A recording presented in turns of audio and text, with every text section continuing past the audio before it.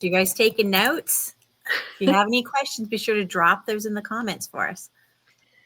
Yes. So now we're up for the 2025 marketing trends. Now you may think that I'm going to talk about the trending sounds or the latest look for reels, or what the TikTok challenges will be this year, or even what the new platforms are that are coming out that everyone is racing to. However, I'm not, because those trends are really more for influencers. I'm not saying that you can't do them, but when you're just tracing those trends, then what you're doing is looking to be an influencer as far as a content creator who makes their money from content. And that is a business model. I feel like it's one that's a little tenuous. If you are a content creator, you do need to have something else that you sell to people other than your content, or you risk losing your entire business if a platform closes down.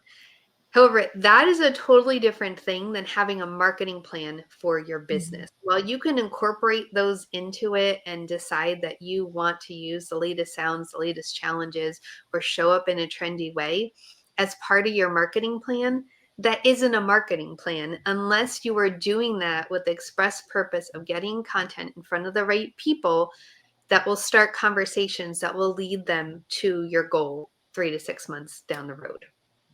So, what's old is new again. There was this golden age of online business that I would say ran from like 2019 to early 2022, maybe late 2022, depending on how you measure it. And it was a time when online business exploded. I always joke that you could be a coach that helped people pick their perfect socks to go with their outfit in the morning, and call yourself some sort of sock wizard unicorn, and make these fancy titles, right? That nobody knew what they meant, but they sounded impressive. Everybody had an online business. Everybody could throw stuff up on social, maybe pay for some ads, send some emails, and people would go to a website and press yes. But those times have changed. The market has shifted with economic changes, lifestyle changes.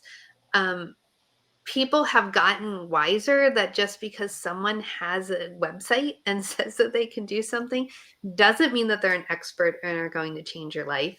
It's kind of like if you see in the sun, then it's so. Remember from Yes, Virginia, there's a Santa Claus, and her parents told her, well, if it's in the newspaper, then it has to be true. And we've realized that sometimes that's not true.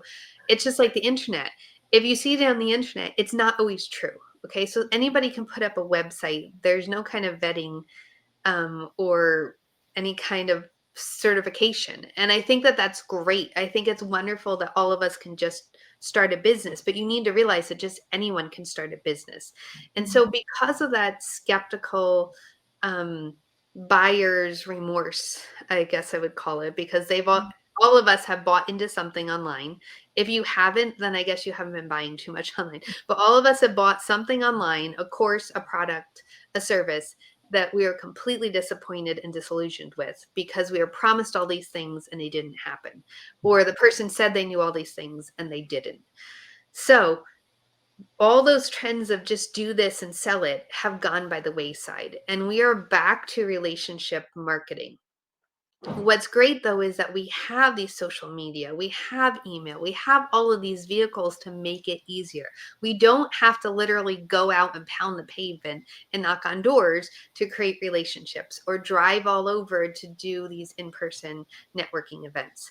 In-person networking is amazing. I highly recommend it.